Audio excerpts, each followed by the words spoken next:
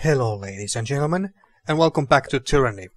In the last episode we did the quest that led us to, I think it was called Triple Net Wilderness. So we went there and we tried to capture this Vendrien Guard captain alive.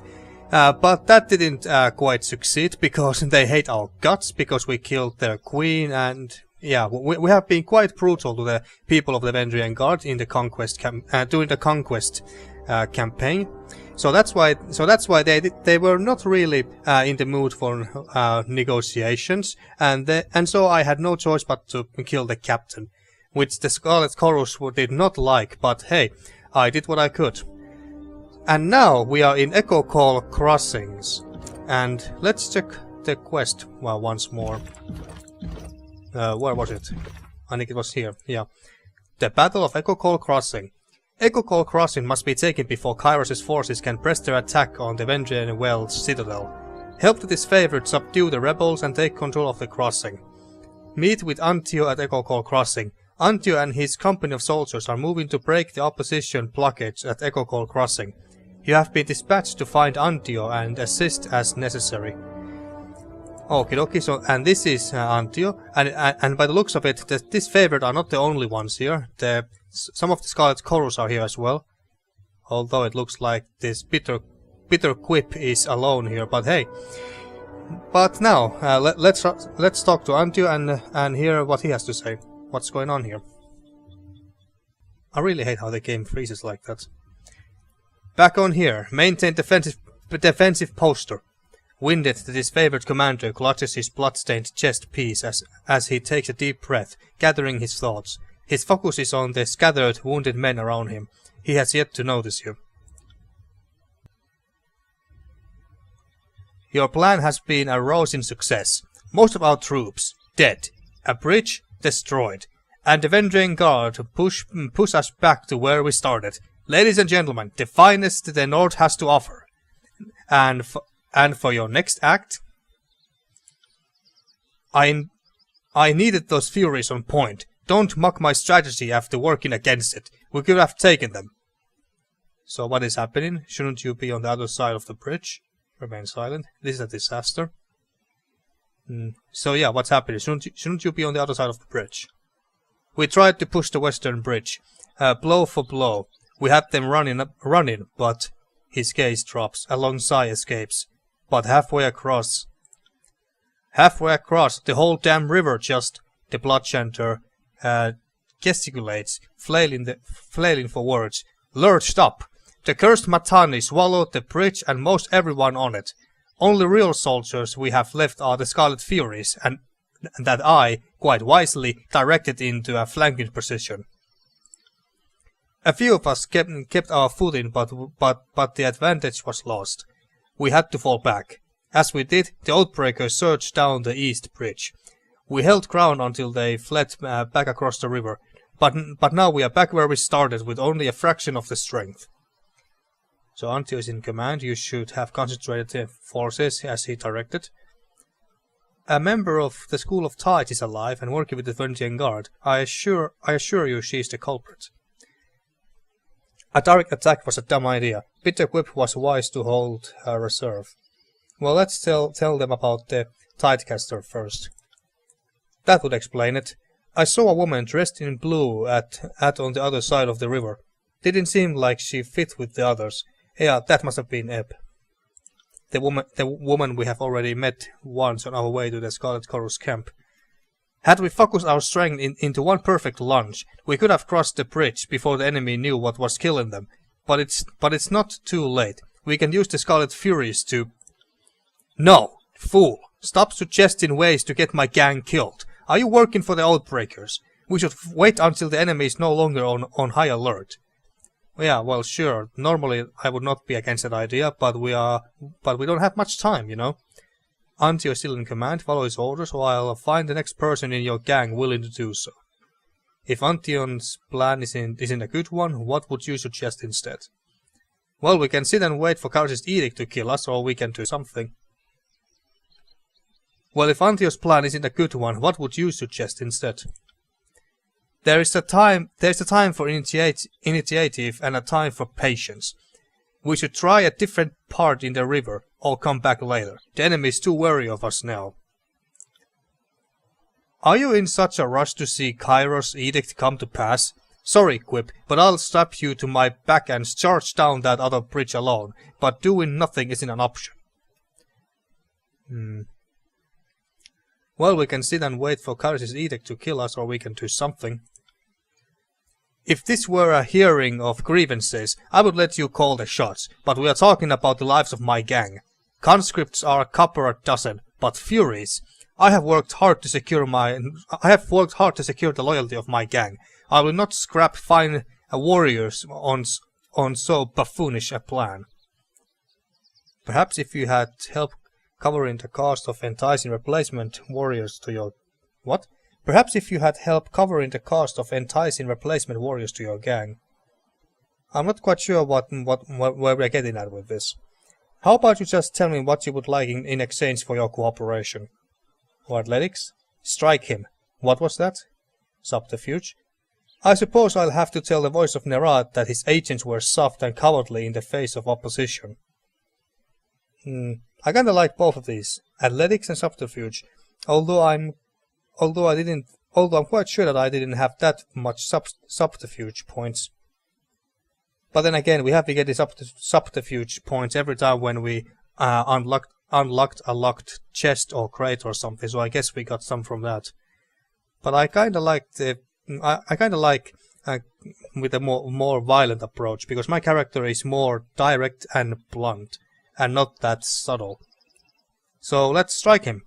What was that? Oh, okay, the rat with scarlet chorus, but that's okay.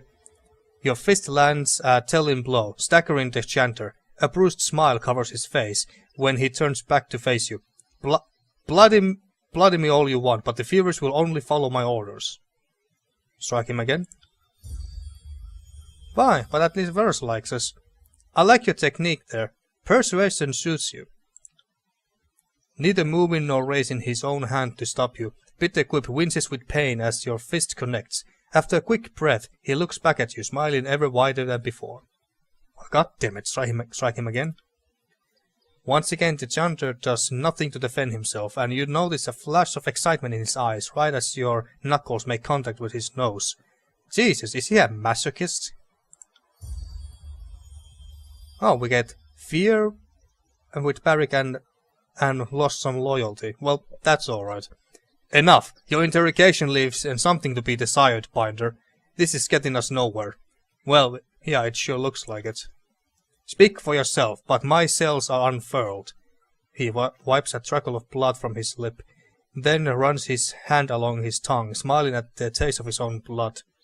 Didn't know you were so into foreplay, Binder. Perhaps if you had help covering the cost of enticing replacement warriors to your gang. I still don't know what we are getting with this one. Well, I'm curious. Let's see what this actually, where this leads to. Ah, I see. I knew there was a reason Tunon chose you to be an officer of the court. He grins, wide, smiling expectantly. Keep talking. Of 2,000 rings, I assume that this is 2,000... What was the lowest ring? Copper ring. I think it was copper ring. Yeah, copper, then bronze, and then silver. 200 copper rings. Well, we can afford it. First pick of the spoils, including any disfavored iron on the field. What if I offered you and your Furies first pick of the spoils? First pick of the spoils, including any disfavored iron on the field. Yeah, this is not gonna make Antio happy at all, but yeah, screw them. First pick of the spoils, including any disfavored iron on the field. Fear with Barrick, lost loyalty, and gains aptitude's skill experience. But that's not yours to promise. Deal! He grins with a wide, gap-toothed smile. And what's more binding than a deal overseen by the court, eh? Listen up. For this to work, my Furies need a moment to get out of cover. Fatebinder, you need to run up the east bridge. Don't get yourself killed. Just draw their attention.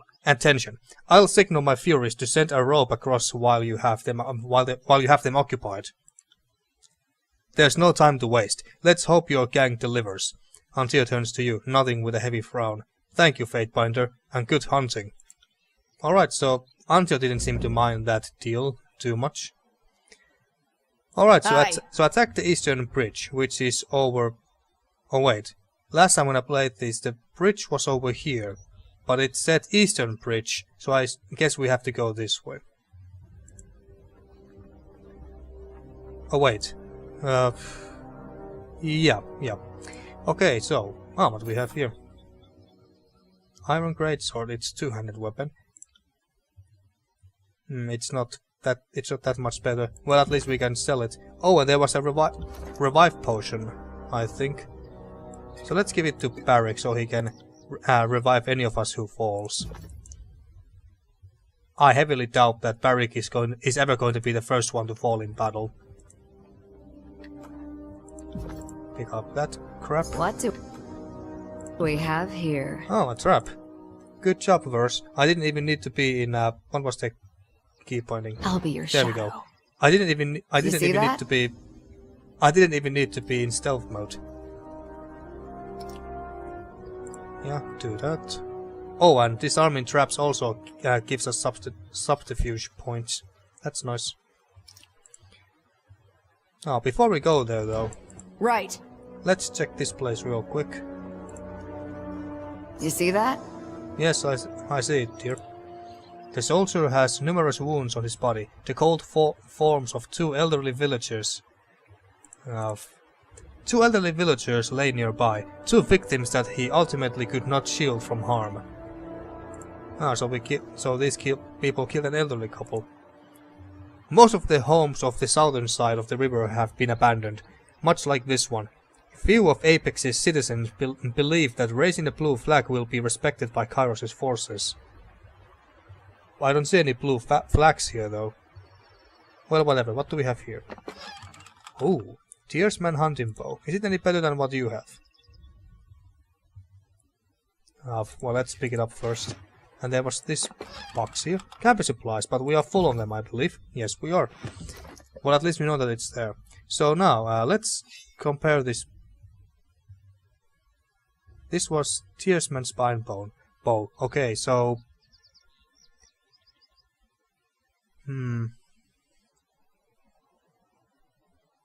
Well, I guess it's slightly better, but not a whole lot. Whatever, let's just give it to her. We'll be using her more in melee anyway. I see you there. Okay, oh, yeah. There was the camping supplies, and then we got the broken helmet, which I didn't pick up for some reason. Alright, so Eastern Bridge, so we go here, this way. I'll be your shadow. Go and scout a little bit. I want to see if there's more than those two. No. Let's see, can you go? I don't think so. Can you go there without being noticed? I don't think so. Not quite, but almost. Well, you go there. I got it. Let's go. Look at... Okay, so, you have... Seeking Sheet. What stance was this again? Oh yeah, that. Let's go with more aggressive one for now. Attack this one. You... Oh, this is AoE. I thought this was only single target. But that's actually... Oh, crap. Jesus. Well, let's use that quickly. Attack this, and we go and stun that. Are you afraid of death, worm? Lantern, go away. Let's stun this one. We should try that again. God damn it. Use it on this one then. No, sorry. And I don't know, auto attack this one. Oh yeah, we had the... What did this do again? I forgot. Protected by Lantern when health below 35% for 30 seconds. Place a preservation seal on an ally. If the ally's health falls below a limit, they are healed for a large amount of health and the seal is destroyed. Oh yeah, it was that. My attack missed apparently. Trust.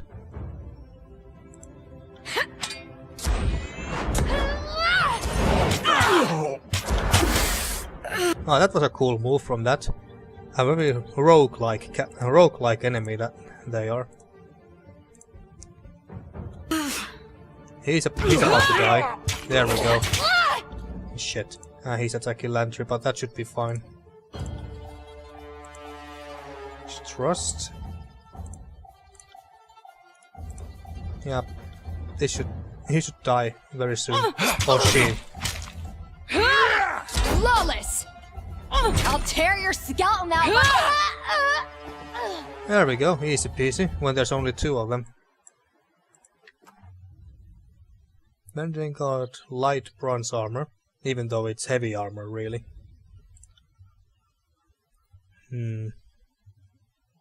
Yeah, it's not that good. Vendrien Guard bronze dagger.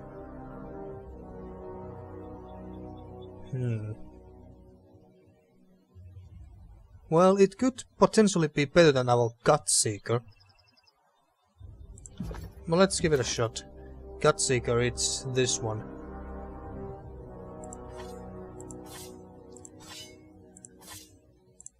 Let's see, what was this again? This was base damage, accuracy, and our recovery time is also a little bit faster, so I like this because of that only. Will they change if I switch the... if I switch them like this? Yes, they actually...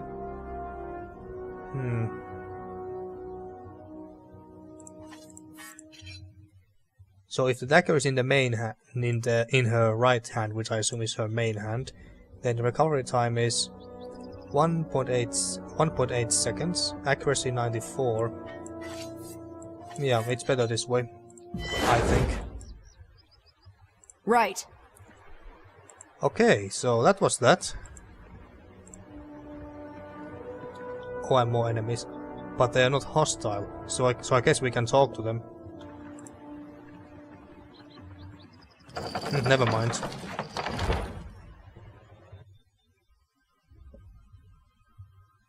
And then we're gonna talk to their leader, I take it. Matani Sibyl. You there, and you. Signaling her warriors to the bridge. A woman in the regalia of a Vendrien Guard captain pierces the commotion with her shrill soprano. Get over here, the Disfavored are back. Guess they forgot a javelin or 2. Be a doll, would you? Hurl them back? Wait, no, Disfavored. This is a fate binder. She looks you up and down. Odd. I would have expected, well, just more soldiers. Here to convince us to kneel down and lose our heads. I need to resolve this insurrection with as little killing as possible. Nah, we're not really that peaceful. Change requires bloodshed, but hopefully this war will end soon. The sooner you surrender, the sooner your children can live in prosperity. Not a huge fan of any of these, really. Well, the sooner you surrender, the sooner your children can live in prosperity. Right with this with Vendrien Guard, even. It's fine. Victorious pillagers say all sorts of things to justify sticking their spears into nations and raping their way into the family vines. She waves a hand at you dismissively. You are cute for taking your role so seriously. She hasn't recognized us yet that we are the Queen Slayer. Your friends seem to have misplaced most of their squad.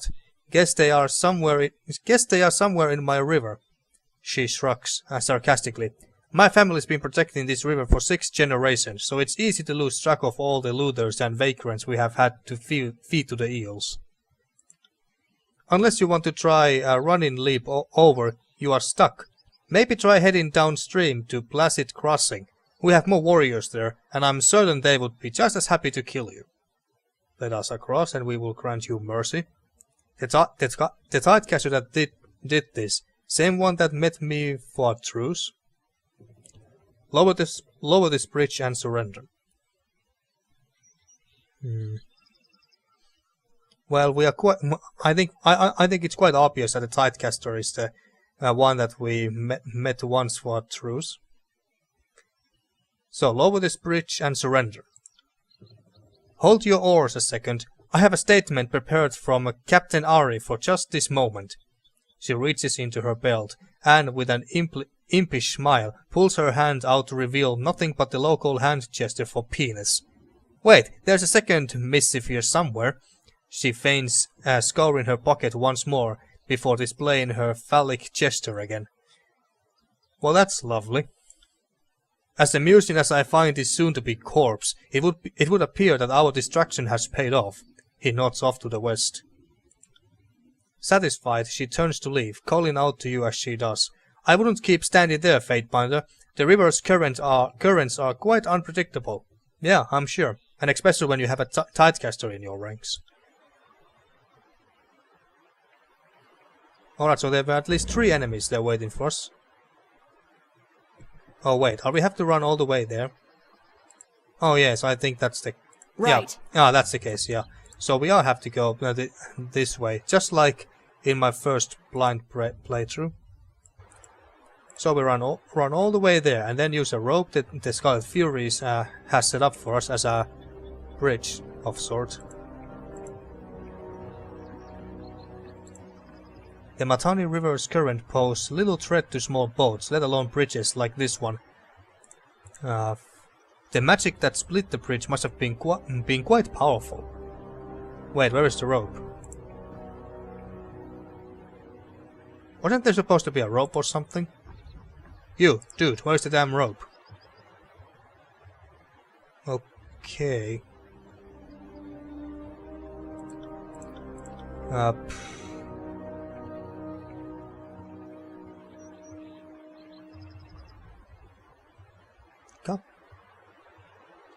Okay, I'm not sure anymore what the hell's going on here. Didn't Barrick say that the distraction paid off? I'm quite sure he did.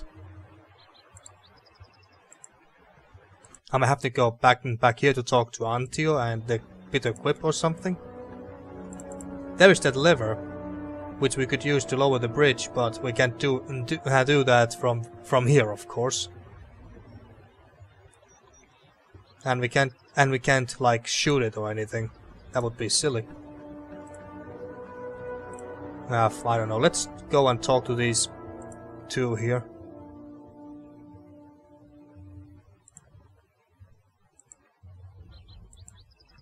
So where's the bridge, Antio? Well done. That distraction was exactly what we needed. Craven Ash protects. My comrades are getting their second wind and ready to try this once again. Well done. While you were toying with the Oathbreakers, my gang had the opportunity to set up a rope on the collapsed bridge over yonder. The Furies wait to join you in battle. Good work, your gang has salvaged this mess. What is the plan now? Thanks, but perhaps had you listened to Antio sooner, this wouldn't have been necessary. Now let's congratulate him. We require no thanks for carrying the burden the Disfavored is too weak to lift. We are used to such things.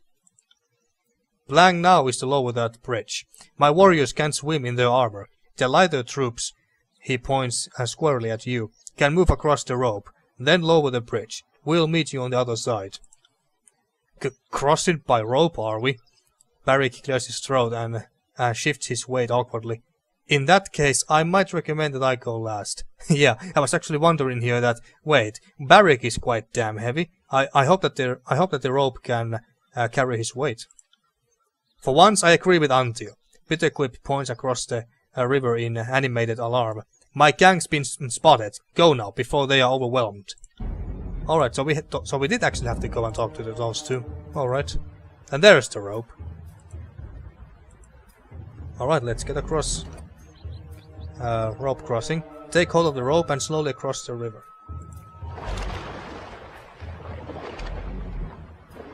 And we just teleported across. Okay. Quite a few strikes. Look at that, future corpse. Oh shit. There's a full battle going on and most of them are dead already. There's only 1 Fury left here. Alright, so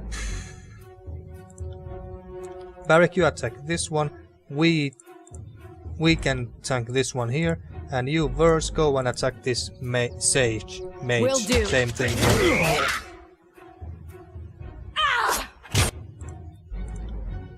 Trust. until you're dead!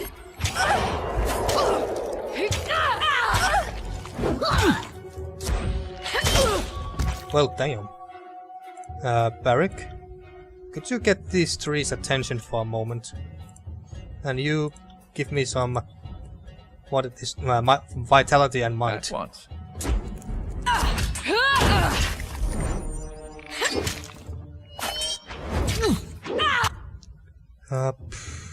Heal yourself.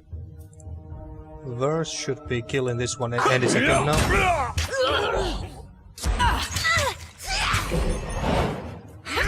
Smash to pieces! There we go. Okay, and then...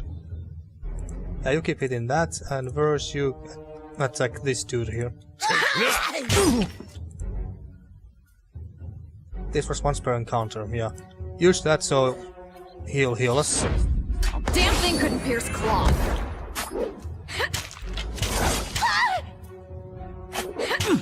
Smash to pieces! Good job, everyone. Good job.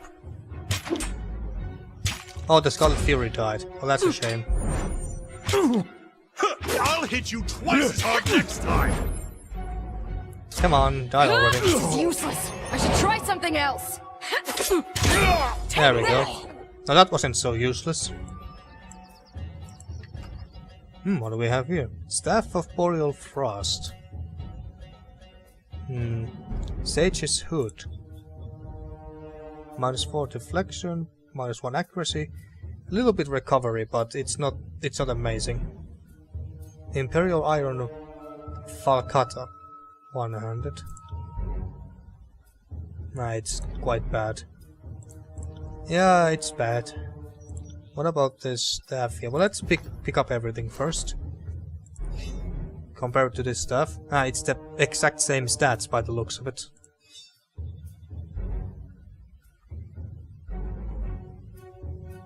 -4% deflection, -1 accuracy. Well, he doesn't really need that. He doesn't really need accuracy, I think. What does it look like anyway? Well, not bad. Well, let's try this and see how it goes. Okay, let's continue. Will do. Actually, before we continue, I'm gonna save at this point, just in case, in case we die horribly, so I don't need to do all those battles again. Okay, so Yes. there's some people on the rooftops, Tyros' butchers have come! Flee! and there is the Matani Sibyl woman. Oh shit, she's got quite a few soldiers. I'm quite sure that we are not... yeah, we're not fighting her at this point yet, so we are gonna find her henchmen first here. Come on. Retreat! Captain Matani signals for her troops to run to the nearby village. There's too many. They have crossed the river. Pull back!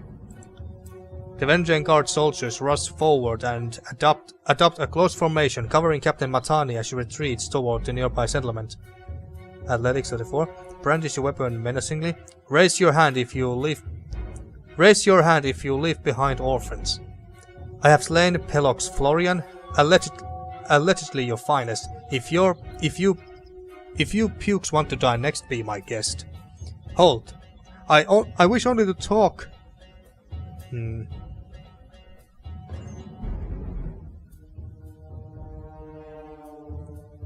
Raise your hand if you leave behind orphans. One of the soldiers panics at the proposition and breaks formation to flee. Alright, so we scared one of them away. I'm not here. And it's this one. Alright, that's fine by me. So now it's 4 versus 4. Good. So we... actually... Barrick, you go and taunt these two.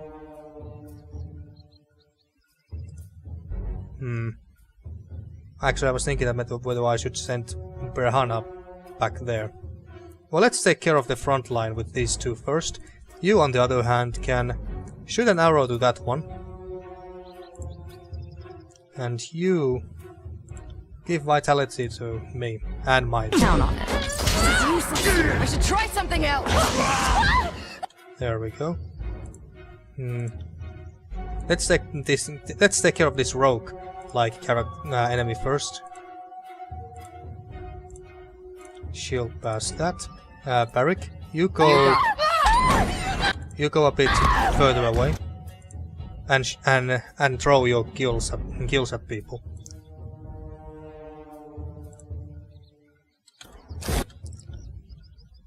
Trust that. I'm on it. God damn it! I think Verse is a bit stuck here. You go. Oh, there we go. Attack this sage here, actually. Oh shit, Barrick is not doing hot You here. got it. Oh, now I have to kill you. And Vendrien Guard level. Nice. He's actually our highest level character in the party. That's kind of amusing. 1 armor per piece of armor worn for 60 seconds. Yeah, let's do that. Why not? Make us harder to kill. Sunder.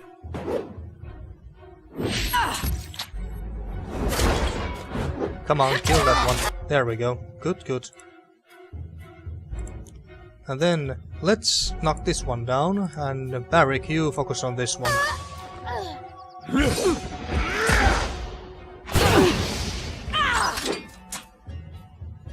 I guess our combo didn't exactly work. Use your burning arrow on this one again. And you attack the sage, still. You got it. Damn my eyes! Damn your eyes.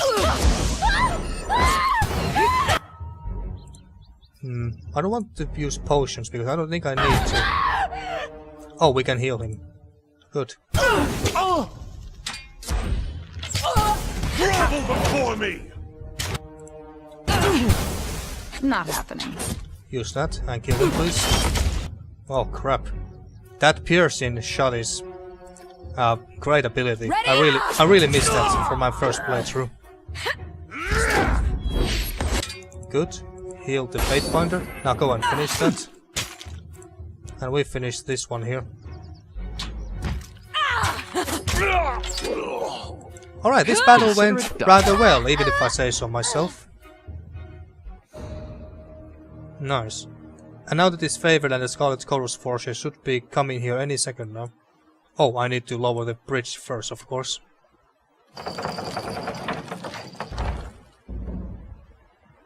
Continue to Echocall village. Excellent work, Fatebinder. We'll hold the bridge against any reinforcements. But not to lose the momentum. Push into the village. We'll join as soon as we are able. So, in other words, right after I have killed every single one of the enemies there. What do we have here? Great. Found something. More loot. We're gonna give this one to her. Plus 20 athletics, plus 50% healing for... I guess we could give this to... let's give it to Barrick. Skycap, plus 10 lore. Yeah, we are gonna give this to Lantry. And here we have Potion of Elemental Barrier, plus 50 defense against paralyzed, burning and frozen attacks for 60 seconds. Yeah, I don't think we need to worry about this too soon. But once we start to encounter Banes, then I think that's going to be more useful. All right, so let's enter the Echocall village. All right. They're here! Run! Go now! And the civilians are running away. And stand your ground. Defend the village. Are you unarmed? Because it sure looks like it. Oh, never mind.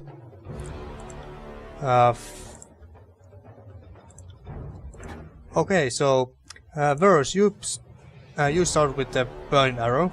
Just move to a better position so you can actually shoot at him or her. I can't tell. And give Verse some vitality. And in the meanwhile, we focus on this one here. Let us take them together!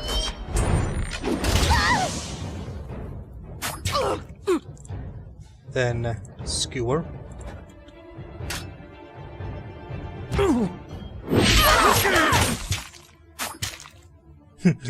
This guy did jack shit to Barrick.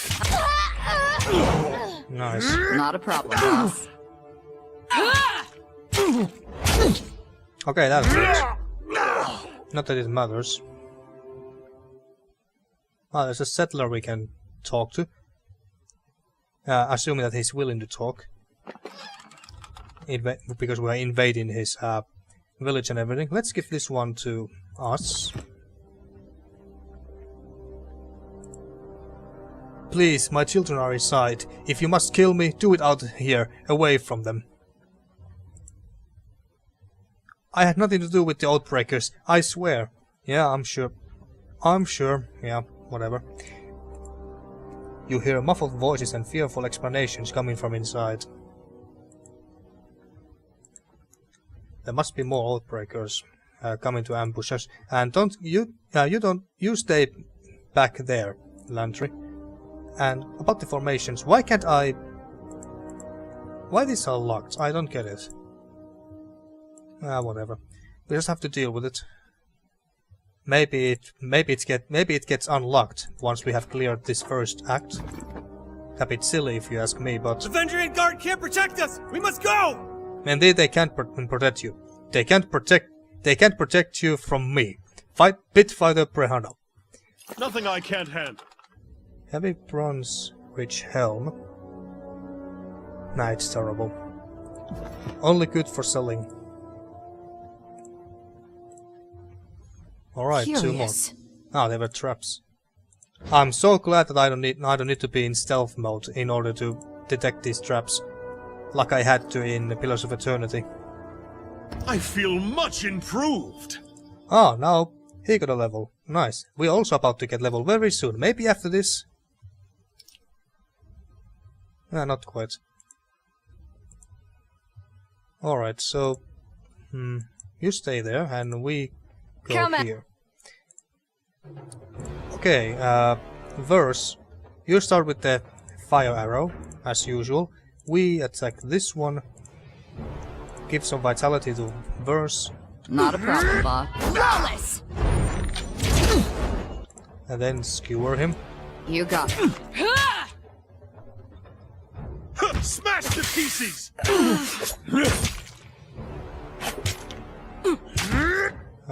Throw kills at him. That guy did absolutely nothing to Barrick. There we go.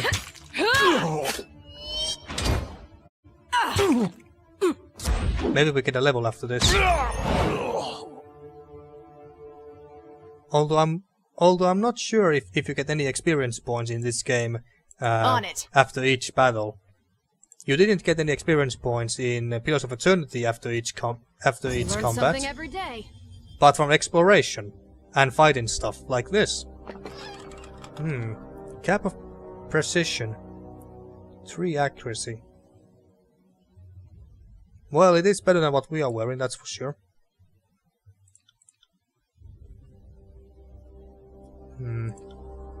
I guess we'll take that. We look dumb with it, but hey, might as well. Alright, so we are gonna use this so we get some more accuracy.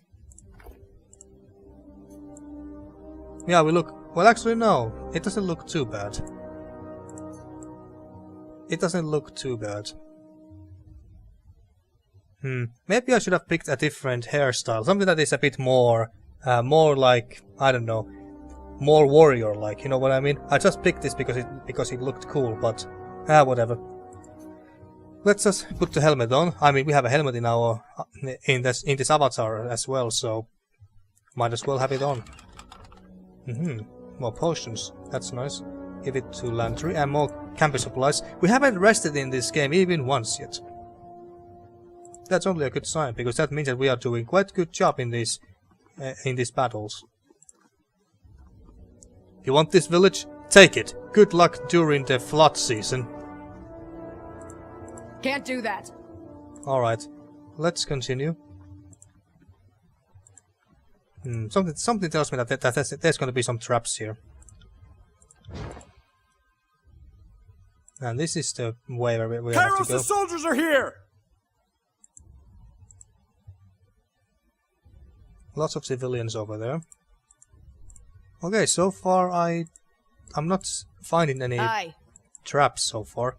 You got it. There's an archer. Well, let's go.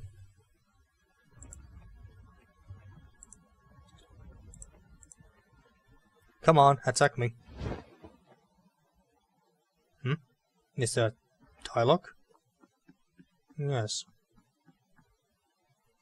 Matani's Sibyl's shrill voice pierces the air, a clarion call addressed not to you, but to the citizens of the village. Do not fear, sons and daughters of Apex. Kairos' hounds are at our doorstep. The Vendrien Guard will not abandon you. Well, that's noble of you. Brave warriors of the Vendrien Guard, these foragers and sellouts mean to burn our homes and butcher our families. Summon what strength you have and show Kairos the price of taking our land. Several soldiers step out from half-closed doorways and dimly lit alleyways, fury blazing in their eyes. The partisans shout battle cries to marshal their courage, and you see the grey gleam of iron as they brandish their weapons and charge. Alright, so there's going to be more than just two. How in the name of Ash did these hill folk get their hands on iron weapons? Oh yeah, we also had that one other side quest where we had to find the lost iron shipment. Maybe these Vendrien Guard people actually found the iron shipment, and that's how they got the iron weapons. Barrick regards the locals with momentary panic and bewilderment before setting his stance for battle. Alright, there they come. You start a fire arrow against this one. Yeah, I know this is too far away, but... No. Ah, there we go. Had to wait till the combat actually starts. Give vitality to Verse. I'm on it. Eric, use taunt on these two. I will aid you. And then you go and kill this archer. I'm on it. Sage. Sage Apprentice, which I assume is weaker than just a sage. I'm fine. That's fine. I don't need... Verse, please attack her. Attack the sage. And we trust our sword into this one spelling. And you're doing just fine over there. Oh, misclick. Negative, Fatebinder. Verse, the hell are you doing? Attack, please.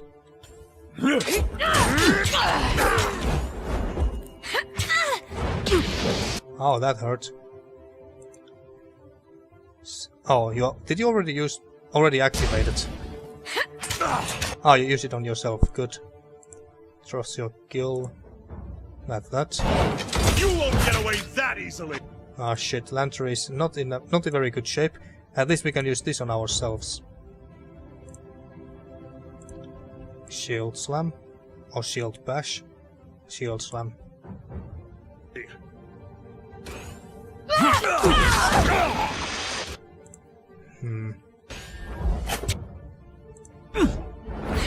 You got the seal, good. I can't take much more of this. There we go. But now the seal is broken.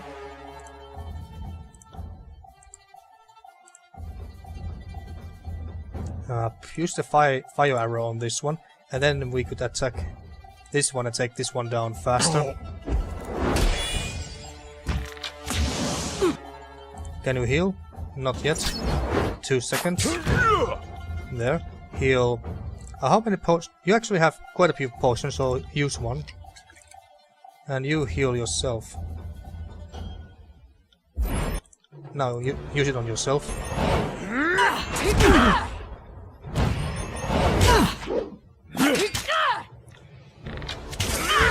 Ah shit, Lantry is poisoned.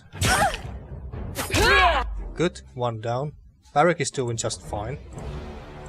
Use taunt to make sure that they stay on you.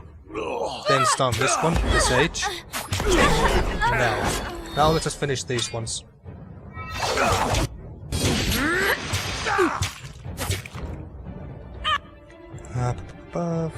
Use that, why not? Do you have skewer? Nope. I don't know, you have finished this one with the burning arrow. A burning arrow right to his face.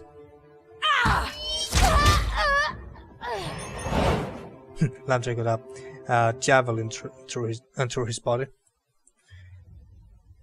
Really? These guys dropped nothing? Color me disappointed. But at least we can unlock this. Crafting supplies. Okay. Right.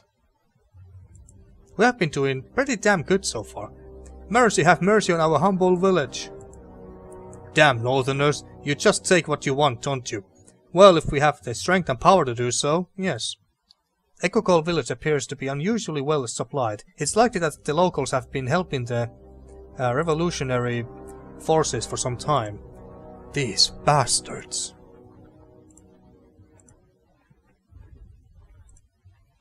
More civilians, but we have to go up here. But before we move on and confront the Captain Matani herself, I'm going to save.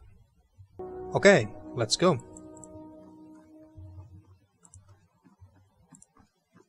I'm expecting that this fight is going to be rather tough, so let's check that everyone has potions. You have, let's give you 2, you got 2, and you got 6, I think. Yeah, 6 and 4. Let's give you these. And this one for you. You take these berries. We take these, whatever. Anything else? This. Will revive when defeated for 120 seconds. Well, this is... I think that this one is best on Landry. We want to keep our healer alive as long as possible. On it. Oh, there's quite a few of them. Maybe we can scare one or two of them off, like we did last time. They are here. Weapons up, and remember, those no longer with us, honor them with your courage and prowess. The captain turns to face you as you approach. Fatebinder, we are proper warriors, are we not? This battle should remain between those of us who specialize in dealing death. Let the villagers go. They did not ask for this conflict. The townsfolk may go. The rest of you stand and fight. I'm not here for slaughter. I would prefer to talk. Well, I'm quite sure that that's quite late now. The village is an accessory to sedition. Surrender or perish. Well, our character is a rather honorable warrior who takes no pleasure in killing those who are not willing or not even able to fight. So let's let them go. The townsfolk may go. The rest of you stand and fight. Fear with Barrick. Far be it for me to question a call, but this village is a source of aid for the Vendrien Guard. We would be fools to leave it standing to resupply our enemies the moment we turn our backs. Fair point, the villagers are guilty as well. All will surrender or perish. I believe Kairos would wish us to show mercy to the villagers. Strange, I thought I was doing the talking here. Lost loyalty and gained fear with Barrick, but we got a little bit favor with Vendrien Guard. The captain lurches forward, ready to yell, but stumbles over her words as your response sinks in. Did you all hear the Fatebinder? Don't just stand here. Run like the Scourge are chasing you. Guardsmen, stay behind. The moment you have been training for is about to come due. I'm not here for slaughter, I would prefer to talk. Now the rest of you, run before I change my mind. Draw your weapon, let the villagers flee. Shall we? Yeah, let's draw our weapon. And let the villagers flee. Shall we? She holds her hand in the air while the last of the townsfolk flee. A noble way to begin our finest moment. Or maybe last stand. Either way, the captain lowers her hand, signaling the attack. Alright, so we couldn't actually scare one or two of them away. That's a bit problematic. So there's 6 of them now. Wonderful. Oh shit! I should have taken the talent and stat and given the attribute points before we started. Oh crap. Whatever. At least I saved. So you start with this against the sage over there. You use taunt on all 4 of them. We attack Sibyl. It was Sibyl, right? Yeah, Matani Sibyl. And you... attributes to verse, I guess. Attributes, might and vitality.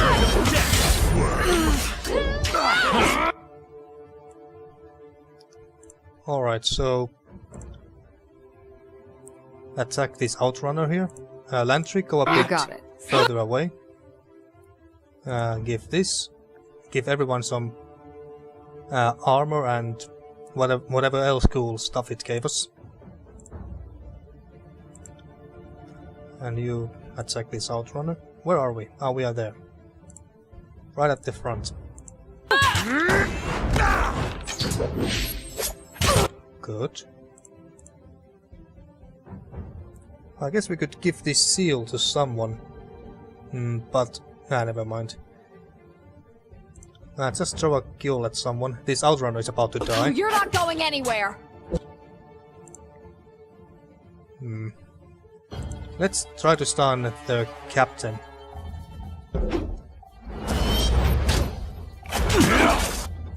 Let's give the seal to Lantry. That's how it's done! Damn it. Why can't I... I guess Barrick, he's prone, that's why.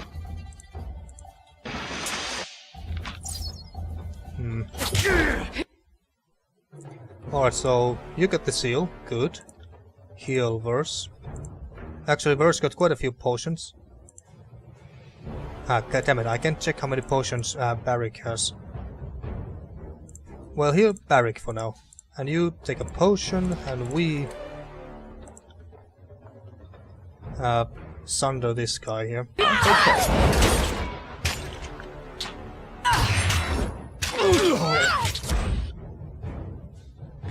And trust.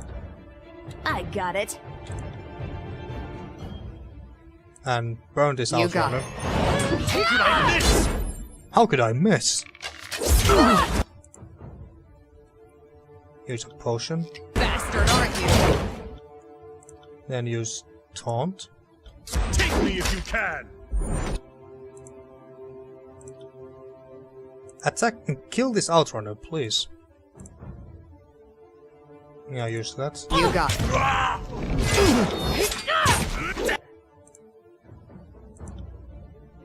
And my eyes. Come on, kill the outrunner. Wait! There we go. One down, good. Can you heal? Not yet, but in a second.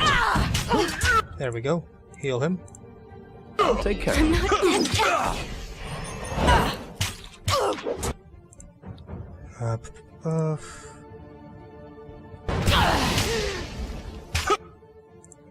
What can we do next?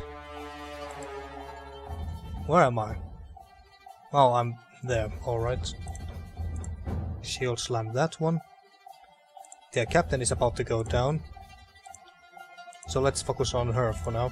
For the queen! Actually, Lantry, you go back here. Damn it, of course it reaches us. Potion.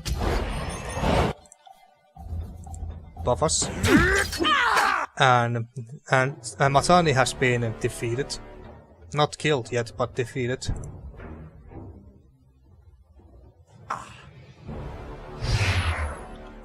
And then, now we can't heal quite yet, but I think Barrick should be just fine. Do that. Then, now, let's take... Actually, you burn this one here. Not happening. My armor is dented. Let me repair it. Can't... Use that already, please.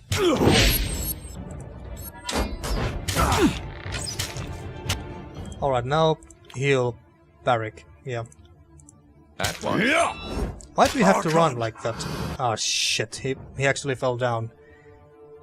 Well, damn it, I overestimated him a little bit. But luckily we got this. Never mind, we don't have it. We have it in our inventory, right? Yeah, but we can't Yeah, we can't do that in combat. Shit. Shame that we don't have a resurrection spell or something. Damn it, I forgot to put that on him. I might have screwed this up quite badly now.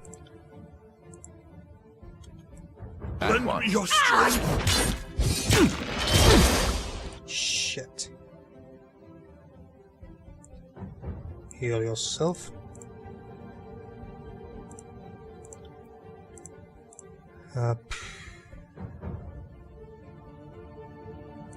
So we use that on the enemy like this, I take it.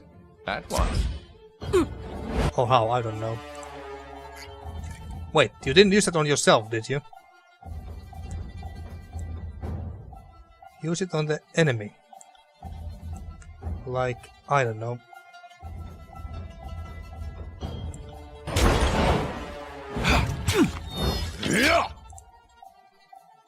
Potion. Kill that guy, please. There we go. We can still win. Shield past this guy's face. Vitality to, I don't know, yourself. Right. Is that ink? No, wait. It's blood. Lantry, run away. Before you fall as well. We can handle ourselves just fine. Where did all Fuck. this blood come?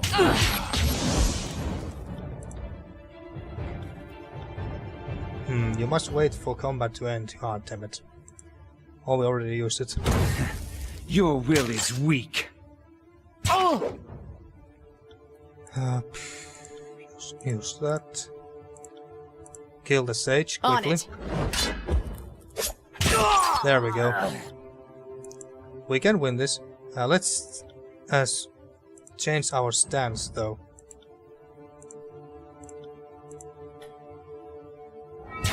Bleed out, you little.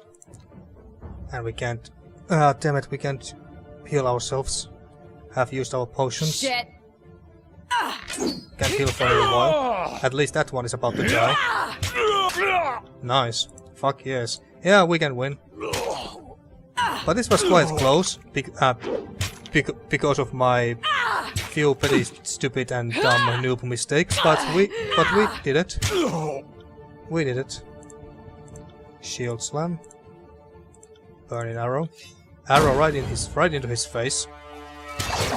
Oh, that one's... And Verse got a level. At the right moment too. Another moment too soon. Sybil can barely summon the strength to crawl, and after several attempts, she slips on her own pool in blood. She lifts her head to focus on you. She mouths several words, though no coherent sound escapes her mouth, until she falls to her knees, bracing her side. Alright, and now the rest of the gang should come, and by gang I mean the Disfavored and the Scarlet Chorus. I really hate how the game freezes like this. I should look into this problem some more and try to figure out if there's a way to fix this. There they come.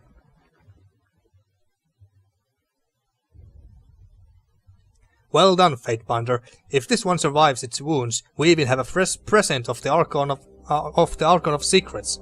He did request a personal audience with any leader we can take alive.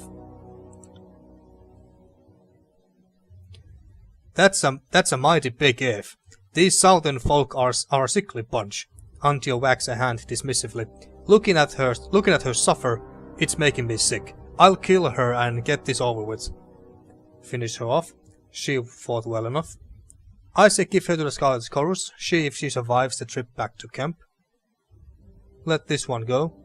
Nah, we're not gonna let her go. Yeah, we just kill her. Let's just kill her because that's the honorable way. So let's finish her off. She fought well enough. You have gained favor with Disfavored. Do it! The words are a command, hissed through blooded lips. With a decisive swing, you bring down your weapon on her skull and scatter her brains across the rooftop. Ooh, brutal. Shame that they didn't animate that in this game. That would have been glorious. It would appear that Echocall village had a larger enemy presence than we suspected. They also had a whole crop of iron weapons stockpiled here. Bet those innocent villagers were helping to gather battlefield salvage, or maybe stealing from our camp. And it's our iron now. The Fatebinder did promise us all the salvage, don't forget. And what of this village? The locals could have trapped the houses, so too risky to commander the site. He shrugs, his tone becoming matter of fact. We should burn the town. It'll cut off support and send a message, and the smoke signal will give the others a visible rallying point when crossing the Matani. Did we just waste all that blood and time capturing this place only to torch it all? Now I adore the mystical power of fire in ways none of you could possibly understand, but even I think there's a time and place for arson. Fatebinder, kindly tell Antior he is free to burn his half of the village. The Scarlet Chorus would like to keep our half of the spoils, not smoke it. If there are any villagers still here, allow them to run. Then you may raise the settlement. The settlement should be preserved, and any still here made slaves or conscripts. I agree with that. They kinda deserve it for helping the Oathbreakers and such. The settlement should be preserved, and any still here made slaves or conscripts. Fear with Barrack, favor with Scarlet Chorus, and wrath with Vendrien Guard. You place too much trust in these locals, especially after their last deception. The first chance they get, they will turn coat and stab their gang boss in the back. That would only prove our point. These are competent fighters who are better put to work in Kairos' army. No boss who falls to a simple villager deserves to live anyway. Kairos' edict looms overhead. Have we nothing better to do with our time? The disfavored warrior shakes his head in a huff and turns to his squad. Hear that? The chorus just made this town their headache. Now start rounding up your gear. There's lots to do before we rest. A sensible decision, dear Fatebinder. If we hold to the disfavored pogrom of raised soil, what will remain for us to rule? Bitterquip claps his hands, raising his voice to address his gangs. Seize this place. Search the homes. Take all that you can carry. Give each survivor a chance at the voice's mercy, but to the ungrateful, be brutal. Fatebinder, you have helped enough. The Iron Marshal has sent word that the archons are meeting at the disfavored camp, and your presence is required. You should take haste back to camp. We'll take it from here. Okie dokie. But there's one thing. But before we leave, there's one thing that we can and should do, I think. Well, but first, let's... Matani Sibyl had absolutely nothing on her. What a disappointment. What a captain you were. No wonder you went down so easily. You had shitty gear. Here, on the other hand, two-handed. It's not that good. And that... not much. Not really, no. Nothing amazing. Right. Alright, let's try to pick up all the loot that we can find here before we leave. And then we go inside this house. If I'm not mistaken, this is the only house where we can enter in this entire village. Which is a bit weird, but okay. Hear that wailing? I always love this part. So here's some loot in this crate. Bronze hammer. Meh. And over here in these barrels, I think, or at least according to map, there's some loot here. A bit silly how you can see all the loot on the map like this, but hey, I don't complain. Did we check Can't this do one? that. Did we check this box already? Was there some camping supplies here, there or something? Yes, there was. But actually, 7 days to Culture's Day of Swords. I was thinking about maybe we should just, maybe we should rest here so Barrick and Lantry are healed, and they won't have their wounds anymore. But then I thought that we would that we would waste some valuable time. But then again, we got 1 whole week before Kyros's Day of Swords. So I think we can rest at least once. So let's do just that, but before that, let's enter this house first. Picklock, subterfuge. The lock lacks a complex mechanism and looks like it can be picked with moderate effort. Or break the lock. The lock is old and flimsy and may be broken with enough force. Well, let's do that. Why bother try to picklock it if we can just break it? Now, so there is a list on old crumpled paper. While various simple items for crafting and repair are crossed out, most food items remain. So there should be the iron... Yeah, forge-bound iron ingots. These iron ingots bear the seal of the Forge-bound Guild. So yeah, these are the iron that we were supposed to find for that one Disfavored blacksmith back at the Disfavored camp. And then this old man arrives. Old Man Mua. The old man barges in through the door behind you. You motherless whoremonger! He attempts to usher you away with the pointed end of his walking stick. Get out! I found forge-bound iron in one of these barrels. You have a great deal to explain, old man. Kill. I found iron in this barrel, and I don't care what excuse you have. Well, let's not be that merciless just yet. So I found forge-bound iron in one of these barrels. You have a great deal to explain, old man. The old man points his walking stick at your face. It's always the young punishing the old. I had no choice in the matter. Strange men appeared here a fortnight ago. They claimed to be supporters of the Vendrien Guard, but I have never seen them before. He stamps his foot in a fit. I had no choice. These so-called freedom fighters threatened my life if I didn't comply. Villagers forcing you to help the Vendrien Guard? That sounds suspicious. Then Matani showed up for the iron. A lie by a bitter old man, unwilling to accept the rule of a peacemaker. Are you aware that a crime such as this is punishable by death? Villagers forcing you to help the Vendrien Guard. That sounds suspicious. Then the Matani showed up for the iron. Not exactly. She stumbled upon it just like you did when she was helping fortify the village for an attack like this. She was just surprised, but she happily took it. Oh, I'm sure. Villagers forcing you to help the Vendrien Guard. That sounds suspicious. Have you been listening to a damn thing I've been saying, or do you have shit for ears? His face twists as his spittle lands on you. That's exactly what I was saying. I don't want any part of this foolish war. Either way, you knew, and the Disfavored will make you pay the price. It seems like your stubborn ignorance may have saved you. I'm taking the iron. You may stay. Yeah, I don't really care about this, whether this man lives or not. The old man snatches your hands and shakes them with what little strength he has left. Thank you, Fatebinder. Yeah, I actually let the Disfavored do whatever they wanted with this old man, and then I just left him crying here, and I felt so bad for him. Right. Alright, and what do we have here? Scroll Lesser Sigil of Strength. Well, we're gonna give this to him, of course. Okie dokie. Can we talk to him some more?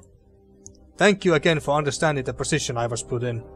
Yeah, sure, whatever. I don't really care about your life. Okay, so, let's leave.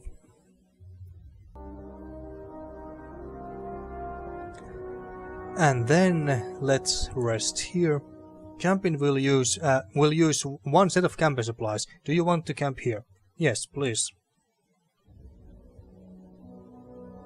No camping animation or anything. Well, that's a little disappointing.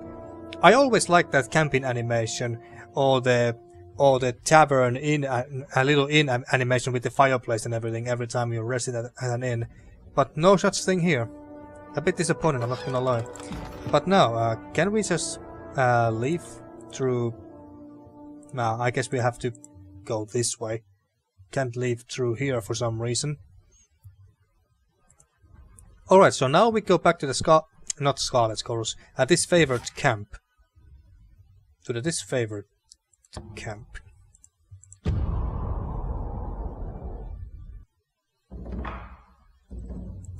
And now we are supposed to meet with the archons back in the archons tent. Fatebinder archons are in the war tent. Yeah, but I believe that there was another... Oh yeah, there's this thing going on. Take another step and we will be forced to act. So yeah, there's another events like this going on. I'm just leaving with what is mine. I haven't done anything wrong. Alright, so what's going on here? I'll take that under advisement. Now I'll just be leaving. No need to trouble you folk further. Surrounded by a quartet of disfavored soldiers that have him physically boxed in a scarlet... physically boxed in, even. A Scarlet Course warrior clutches at his favored helmet. Visibly pale and sweating, he wears a trembling ring. Come lads, no need to be so tetchy. Oh, you can leave, but that helmet stays. The soldier steps closer, her bulk crowding the choirman. We don't take kindly to iron thieves, so if you think you can just stroll out of here without a flocking, you are sorely mistaken. Something wrong? One of the disfavored soldiers turns to you, looking weary from debate. This one here stole from the Legion and thinks he can get away with it. She points to the chorus warrior clutching the helmet. If he takes one more step, we'll be forced to violate Kairos' peace. Fatebinder, can you hear me out? I'm being accosted by these disfavored thugs. Upon noticing Verse, he blinks and regards her with a respectful nod. Don't make the Fatebinder conflict in your theft. Disfavored armor is a property of the Legion. It's not yours to loot, and by Graven Ash I will cut you down if you even try to leave with that relic. If you're trying to pass judgment on another Archon's vassal, the law dictates that I get involved. Someone mentioned Kairos' peace being violated. This involves me whether you like it or not. I don't see this ending without bloodshed. Why not let me settle the matter and take the burden off your shoulders? If you're trying to pass judgment on another Archon's vassal, the law dictates that I get involved. The disfavored warriors trade glances between each other in silence. None of them back away from the quarryman. We can make this a trial of who stands here the longest, and when our bladders loosen, at least I won't be the one wearing an iron diaper. But I would much rather let the Fatebinder settle it, seeing as there's no other way out of this impasse. Enough! The disfavored warrior rears back a balled fist before hesitating, sensing her lapse, and awkwardly returning her hand to her side. If the choice is to educate or fight, then I too will. Abide to the Fatebinder's decree. To the quarryman, start from the beginning. You got it, boss. So Death Knell and her gang are rounding the river, looking for a fight. We hear a commotion. We hear scout whistles. We run to see what's going on. Next thing we know, we are on top of some Vendrien Guard. They had just clobbered another gang that was in the area. We had no idea another patrol was out. Anyway, the Oathbreakers were high off their victory and stood their ground when we rushed them. Their mistake, right? Long story short, the fight got out of hand and there wasn't much left to recruit into our gang, so we helped ourselves to their gear. That's when I found this little piece of work. He rubs his hand across the blue surface of the helmet, that his favorite soldiers wince at the gesture. Thought I would do the proper thing and offer to sell it back to Disfavored, so I made the hike over here, and rather than claiming my finder's fee, I got accosted. To Verse, what do you think of his story? Instead of selling the helm back to Disfavored, why not keep it for yourself? You're opposed to simply returning this to your Disfavored allies? How can you prove that you claimed the helmet from the enemy and didn't steal it from the quartermaster? Anything else that might help your case? Well, let's ask Ver's opinion. What do you think of this story? It checks out. The Disfavored treat their armor like a second skin. Some of them even sleep in it. She shudders. Then again, some of them don't have a choice. She smirks up at Barrick. If the Legion soldiers want to get themselves whipped up in an emotional frenzy over cold iron, that's their problem. This fighter claimed fair spoils from the enemy. The helmet ought to be his, unless someone stronger steps forward to take it. She smiles and cracks her knuckles. Instead of selling the helm back to Disfavored, why not keep it for yourself? First off, the helm fits me as well as a bucket over an apple. Fucking tearsmen loosen up our iron. Keep testing me and I'll use this as a mobile latrine. He shakes his head at the soldiers, waiting for their protest to die down. As I was saying, the helmet fits me poorly, and I would rather have the rings to barter for a better blade. Besides, it seems in poor taste to wear disfavored colors. Well, yeah, I guess that's true. How can you prove that you claimed the helmet?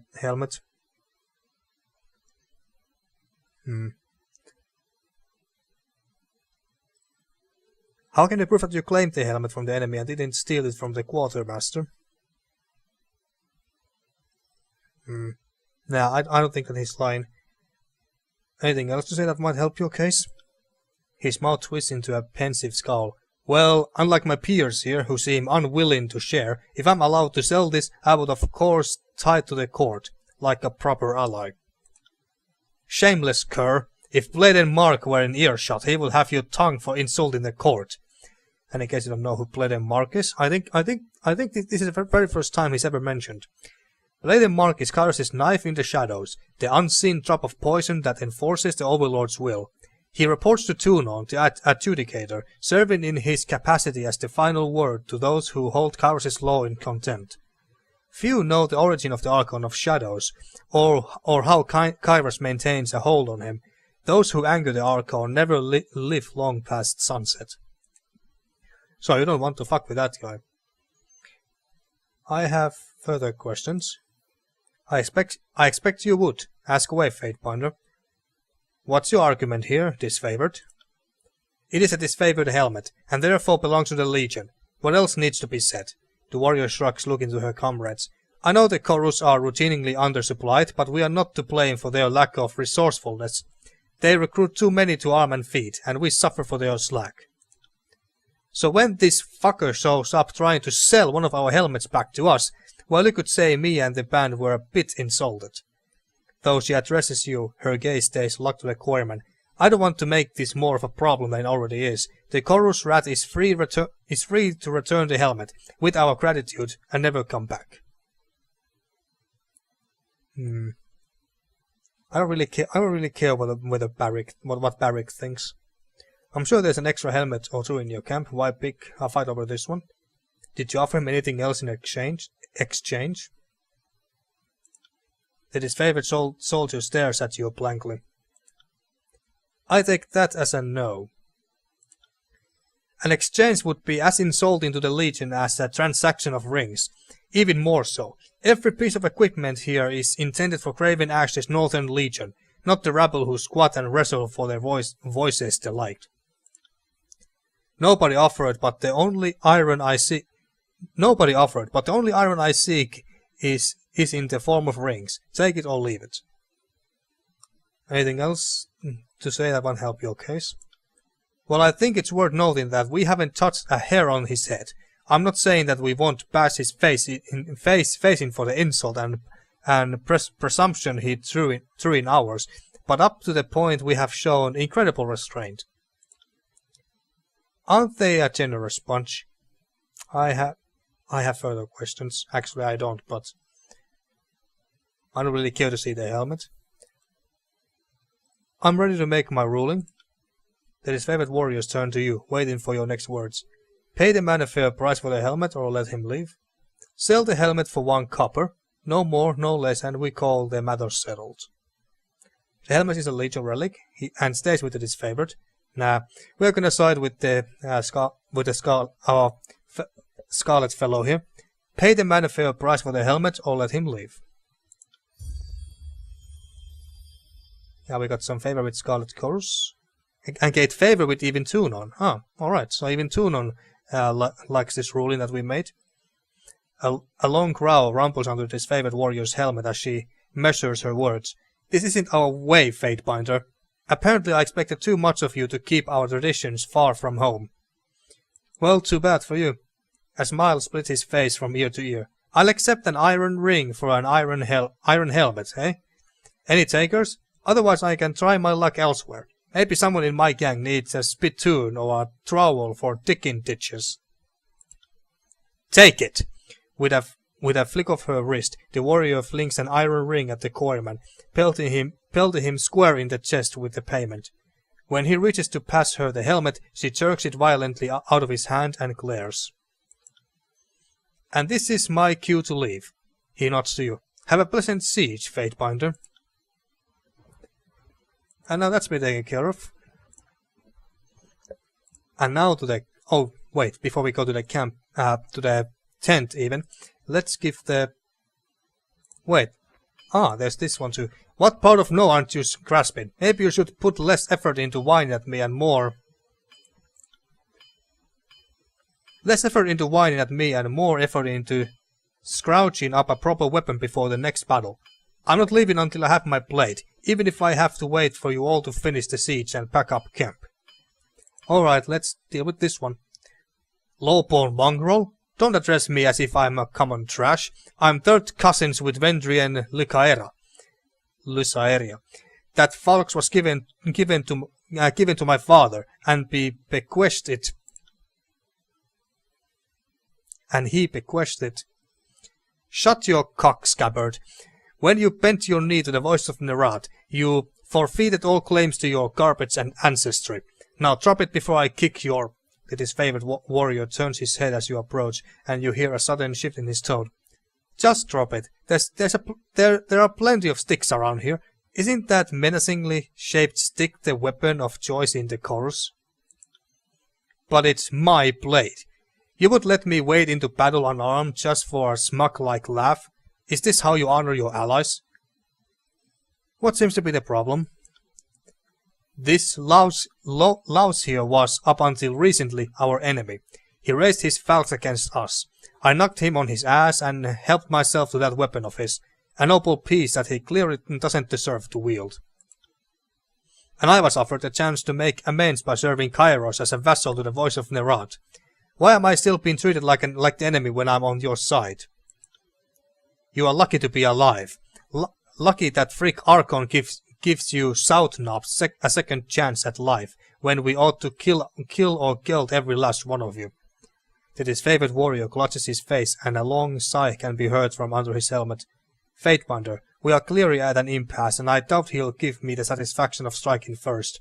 I will abide by your decision, even if I disagree, so long as this fool here will agree as well. There, a little civility. If he's willing, so am I. To the disfavored soldier. For the record now, explain your side of the situation. And the Scarlet Chorus, same thing. Either of you have anything further to add? For the record now, explain your side of the story, disfavored. The warrior clears his throat before speaking in a measured, respectful tone. Well, Lord Binder, I first encountered this man some weeks ago on patrol. He was part of a Vendrien Guard hunting party. He stood his ground, maybe even took a swing at me. I do remember thumping him pretty squarely on the forehead with my pommel. I thought to myself, nice Falx, and so I grabbed my trophy after the battle. It was a rousing scuffle, but hardly a worthy of an epic. I didn't even think much of it until yesterday, when this chap shows up asking for his Falx back. I get that he's sore about losing his family blade, but that's what happens. When you raise your fist against Kairos, we don't give you back your thumb and fingers. Well, thumb and fingers are quite different to a blade, but whatever. Now, Scarlet Chorus, explain full your side of the situation. I came around to following the Overlord, but recently. The quarryman looks around the camp, his face turning pale. And I guess I'm just learning how things work here. Anyway, this guy here, he bested me in battle. No bones about it. Didn't kill me though. I suppose you could. I guess you could have guessed as much. Kindness itself. Go on, recruit. Anyway, I wake up next to some of my countrymen, and they put us through a decimation rite. I was lucky enough to grab one of the 9 daggers tossed into the arena. He pauses to hold back a retch, his mouth twisting at the corners of his eyes twitching. So I survive, right? And I am barely cleaning the blood of me when I'm told my next task is to secure a proper weapon. The chorus doesn't exactly hand them out. So, his tone falters, his face going pale. I walk to the Disfavored camp thinking they are supposed to be allies and maybe can help. Then I see this guy showing off my falcons and, well, it's a family heirloom. I was told to get a proper weapon, and it doesn't get more proper than a falcon that's been in my family for generations. Either of you have anything further to add? I respect that this man found Kairos, but he raised that falcon against us as an enemy. I know I'm in the right here. I don't know about that. The Scarlet Course warrior shrugs. Shit, I don't know. I just know if I had 2 swords, I would lend one to an ally. Seems like how allies should work, right? I have reached my decision. Go ahead. I'll abide by your decree. Well, you kind of have to. So basically, what I'm thinking here is that the Disfavored have lots of weapons, high quality iron weapons, no less. So this stone shield guy here should have plenty of weapons available in the Legion. So he doesn't need his falcons, unlike this guy who desperately needs it.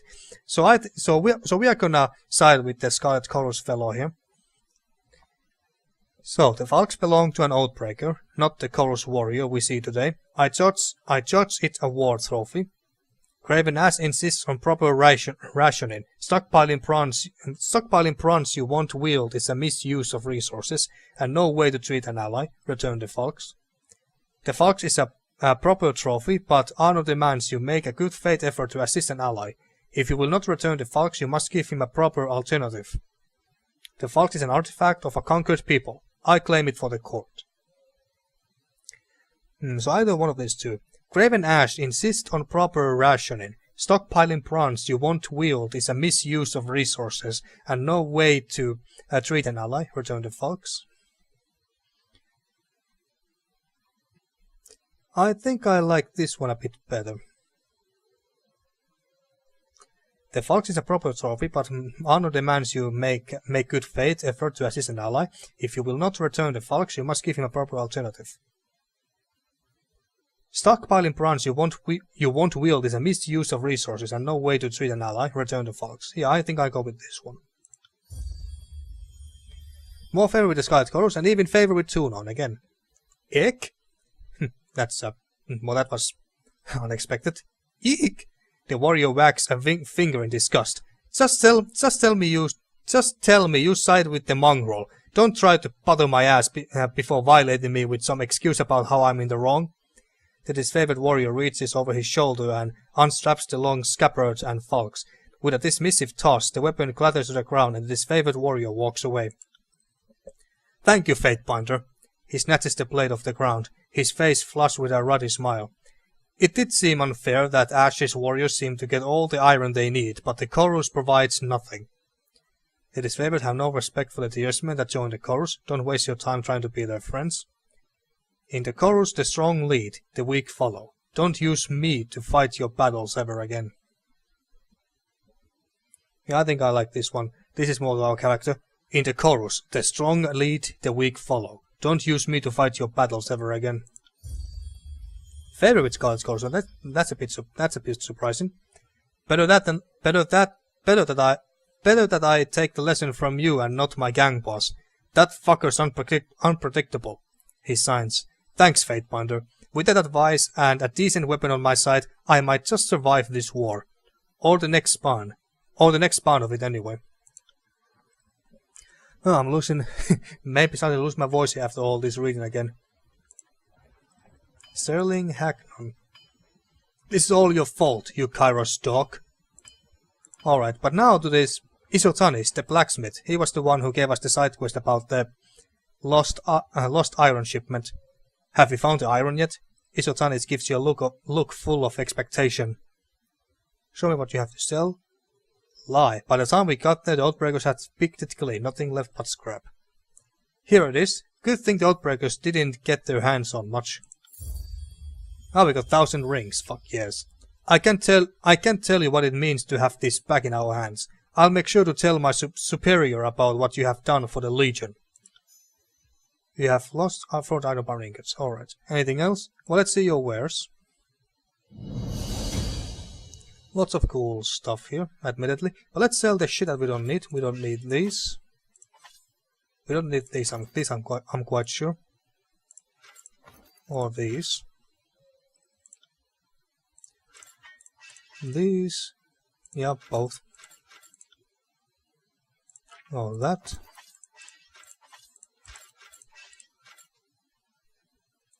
Yep. We get quite a lot of money from this. So, what could be... that could be very nice for verse, I think. Oh wait. I guess it's not that good after all. Not by much now. Stone shield. Stone shield, tower shield. Maybe it's slightly bit better, but not by much. What about one compared to barracks? No, it's decent, but I guess I'm sure that we can find a better one. Oathbound helm. Nah, it's not that much better. Alright, well, you don't have that good stuff after all. Nothing that really catches my eye anyway. Alright, let's just trade this in. Do we have anything here? No. Nothing that I want to sell. Alright, but before I end this episode, I want to talk to the archons, but before that I also want to spend these points and stuff. So let's do it now. Let's start from us.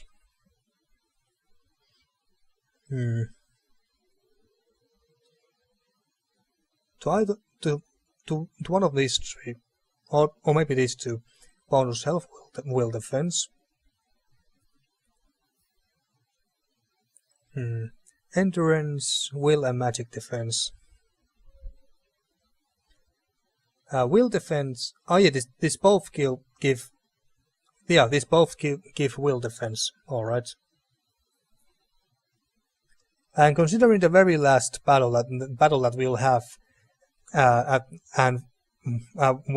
when we're about to finish this first act, maybe magic defense is the way to go for now. Yeah, let's go with that. And then talent. So, Pinion Strike. Enemies that are struck from stealth are rooted in place. Yeah, we're not gonna make a stealthy character out of this. Iron Light as air. Temporarily remove all recovery penalties from equipped armor and shields. The lifted weight allows you to swing twice when attacking for a short time. For how long? 20 seconds. Heavy Guard 1. While wearing only heavy armor, gain an additional bonus to armor and a bonus to recovery. Well, that sounds very good as well. And in the leadership, I really like the bandolier. The party gains 2 additional quick item slots and consumables used while in combat. And consumables are used while in combat are more effective. Actually, let's pick this one now. I like that a lot. Alright, then verse. Verse. My favorite girl. So, let's give to minus 15% ability and spell cooldown. Yeah, let's give her that, so she can spam her abilities more. Barrack. I guess bonus health and will defense will suffice for now. Oh, and for talent for you. So, Lethal Opening. Verse will counteract that enemies that miss her in melee combat. Verse must be wielding a melee weapon. Alright. Blade Dancer 1. Increase weapon damage while dual wielding. Well, that sounds very good. Pick on a spit. Verse swaps positions with an enemy and then stabs them with each of her weapons. So basically this is like a skewer, but at the same time a repositioning, where we switch positions with an enemy. That sounds very handy. Gravedigger. Sweep at the target's feet, knocking them prone, then following downwards with strikes from each weapon. That sounds brutal. So, this is basically a stun. and then attack with 2 weapons. Which one do we? I think I want either the Gravedigger or Blade Dancer. Oh wait, not Blade Dancer. Pick on a spit.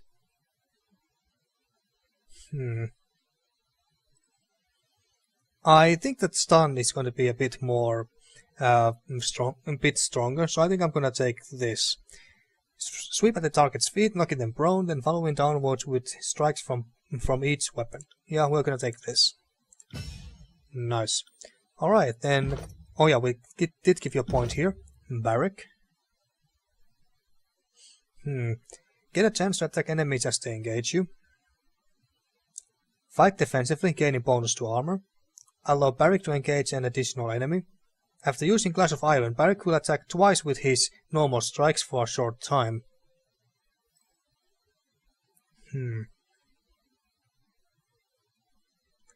Barrack becomes an intimidating force on the battlefield. Enemies nearby Barrack have their resolve reduced. Well, let's pick that. Why not? We are debuffing the enemies. That sounds good to me. And then for you, and I think I want the ability and spell cooldown again. Because that's such a good, important stat for him. And here, let's see. Lance revives a fallen comrade. Yeah, I could really use a revive ability. So let's do just that. There we go. Well, this didn't last very long. Now, I have to give everything to everyone, right? Yep. Alright, now, before we end the episode, let's... Have a look here. Never mind. Pick up that. Alright, and now, before we end this episode here, let's go inside this... Actually, one more thing. I know this Lucia and Marcus, these should be trainers, so might as well see what they can how they can train us. I am Lucia, this is Marcus. The Disfavored soldier points to the armored man next to her, and you must be the Fatebinder. Yeah, we already know this. From under her helmet you hear an audible scoff. We have been assigned to babies. Assigned to your hospitality, Marcus quickly interjects, while you remain on this favored ground. If you should need a place to rest, we can make the necessary preparations. What can we do for you? Pitfighter, are there any combat games to be had in camp? You have gained favor with Disfavored. The two soldiers trade a glance. A question better suited to the Scarlet Chorus camp, if you don't mind the smell. Anyone looking for a fight could find one among those brackards. Just take care you don't headbutt the wrong gang boss. In the heat of battle, there are some who wouldn't hesitate to cut your face off, ancient of Tunon or not. But I don't really care about these two. Yeah, I don't really care about this too, because we're not going to ally with the Disfavored anyway. How have your skills fared in battle against the Outbreakers, Marcus? What's it like serving with the Disfavored? Okay, Marcus, I would like some training. Of course, Fatebinder. Marcus pounds his fist on his armor in salute. So what can you... One-handed weapons, two-handed weapons, parry. Parry is going to be very important for us. Let's learn a bit of both. More parry, because we're going to be a tank after all. Shit, did we get another level? Holy crap. I think we got a level here, folks. And verse. Same thing for you, Barrack.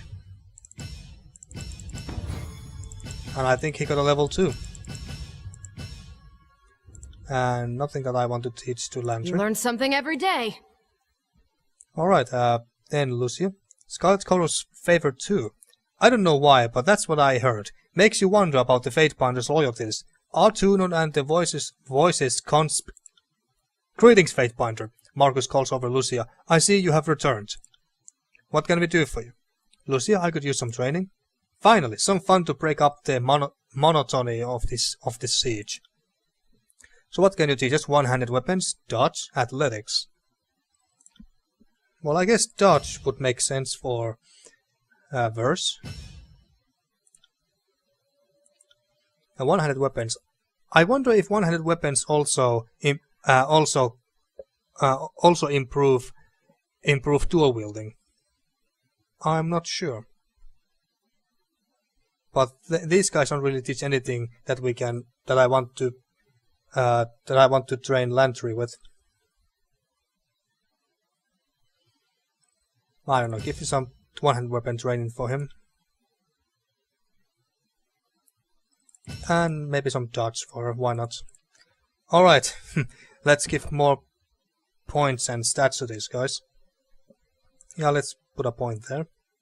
Bonus health and will defense, always nice.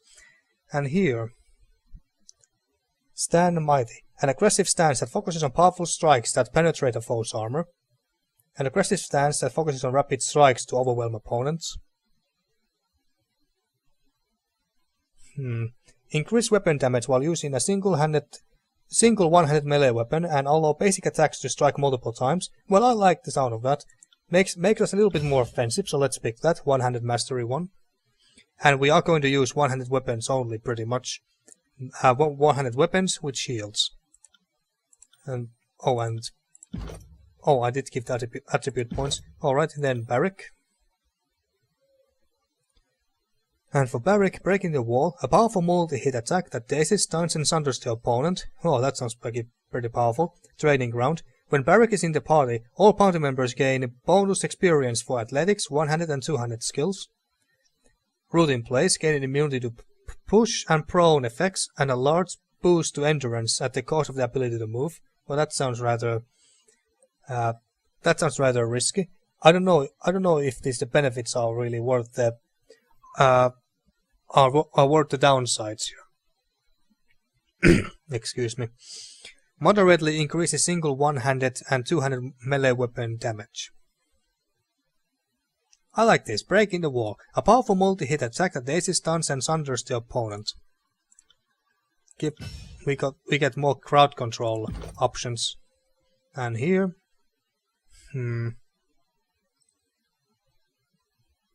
maybe more accuracy wouldn't hurt.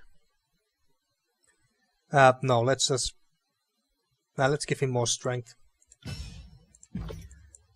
Okay, now let's go inside the tent and meet with the archons again. You don't give these Oathbreakers enough credit. Even beasts can begin to see the patterns in your simpleton strategies. If there's any pattern to my strategies, it's one of relentless victory. The Tiersmen excel at deception, but falter at a fair fight. Probably explains why you surround yourself with them. But who's been more deceitful than your second, Cairn? And wasn't he the expert on siege warfare? What's your plan for dealing with the walls now? Stand in pyramid? The Archon of Stone was punished for his actions. If you want to talk guilt by association, I would be happy to hold you accountable for the collective crimes of the Chorus. And any disfavored warrior can take 10 of these hill folk with a fruit knife. Properly armed, it's not even fair. Alright.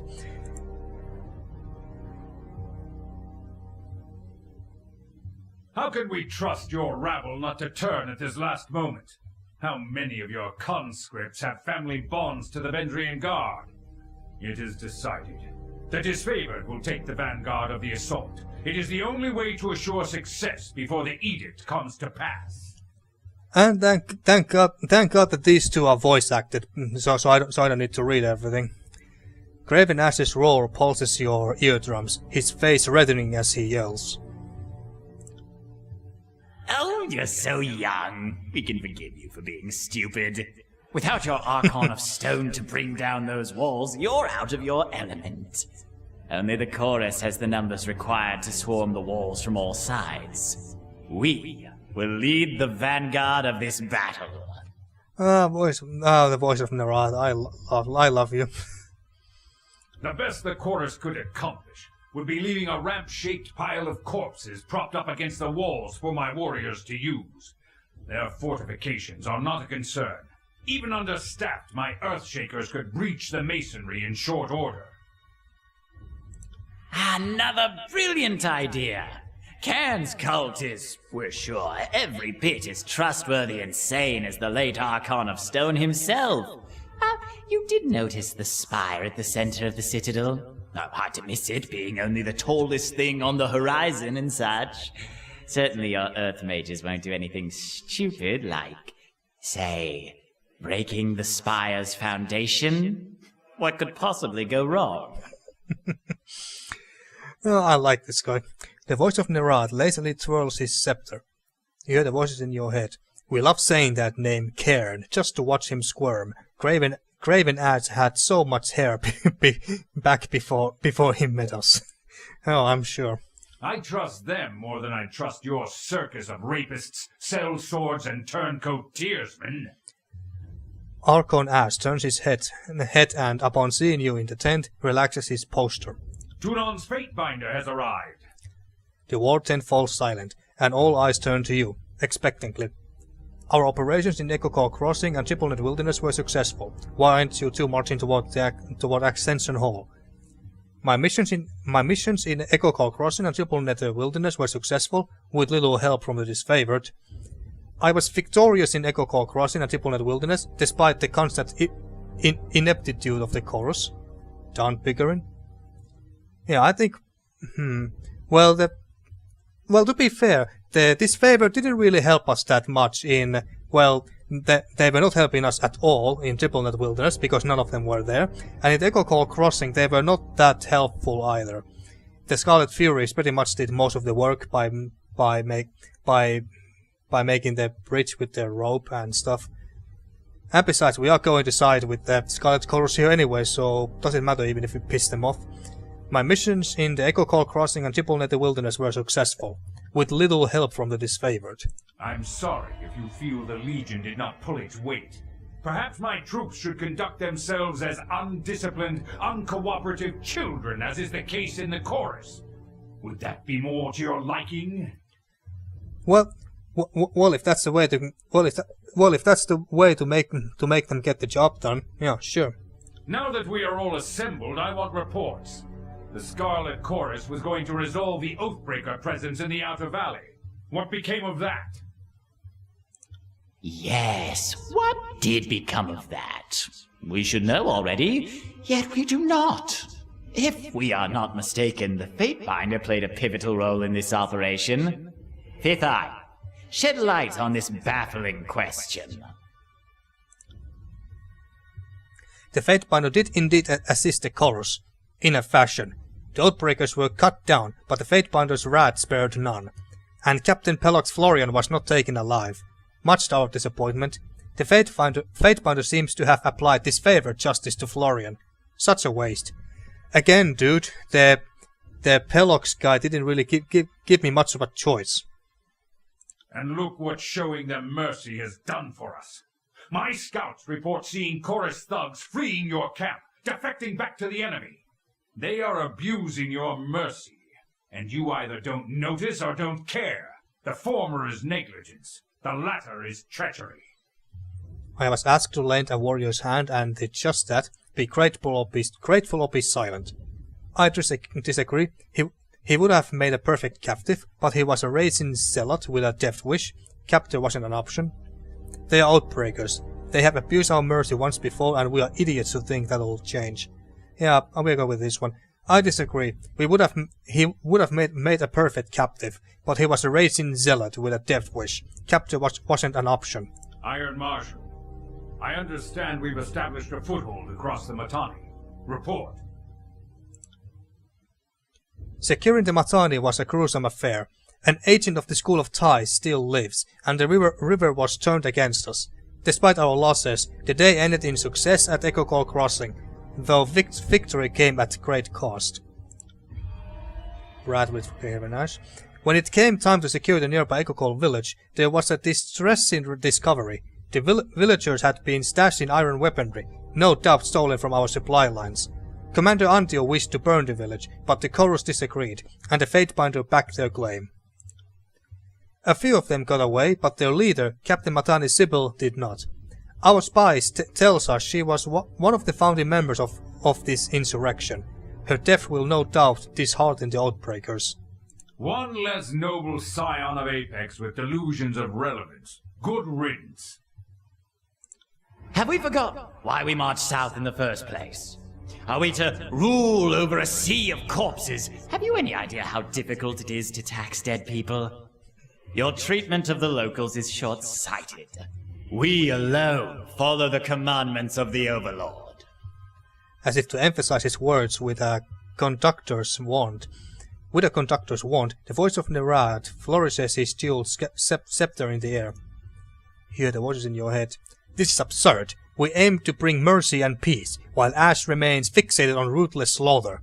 We take the noble path of tolerance, acceptance, forgiveness towards the enemy, while the Disfavored would happily see every tearsman in a grave or cage, and yet we are seen as the wicked, troublesome one.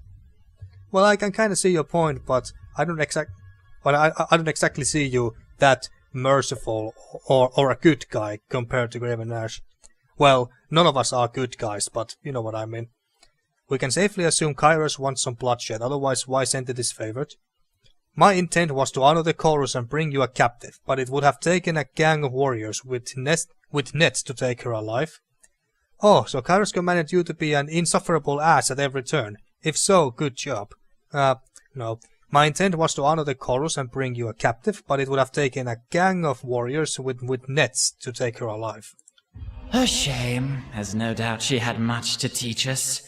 Had we been present, we could have subdued her with some simple cantrip. But we understand. You aren't nearly as powerful or capable as we. Your failure is understandable.